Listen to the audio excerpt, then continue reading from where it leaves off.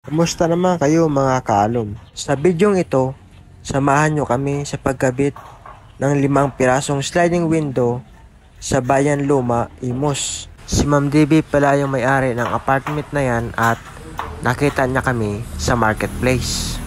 Ang pangalan ng seller ay si Jojo Villar. Ang FB page po namin ay JB Villar channel page. Para mabilis nyo pong makita ay pumunta po kayo doon sa marketplace at sa search bar ay pakitype nyo lang po yung murang sliding window at makikita nyo po doon yung ginpost po namin at sa description po ay malalaman nyo kung magkano po yung presyo ng sliding window nyo po. Ang standard size po ng sliding window ay 1.2 meter yung height at yung kanyang lapad po ay 1.2 meter. Iba-iba kasi yan mga kaalom yung presyo ng sliding window na standard size. Depende po yan sa shop na pinapagawa nyo.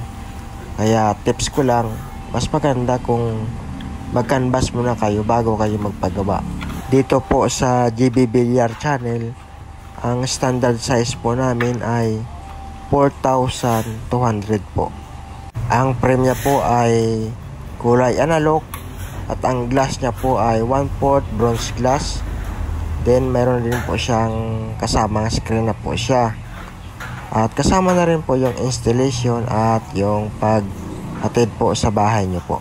Ang kagandahan mga kaalom kung sa amin kayo magpagawa ay kung order kayo ng 4 na bintana pataas ay may discount po na 10% po yan sa regular price niya po na 4,200. Kaya mga kaalom, para makatulong din kayo sa mga nagpapagawa ng bahay na tama-tama lang talaga yung budget ay pakishare naman po yung video po namin para malaman din po nila. It's better to give than to receive, diba?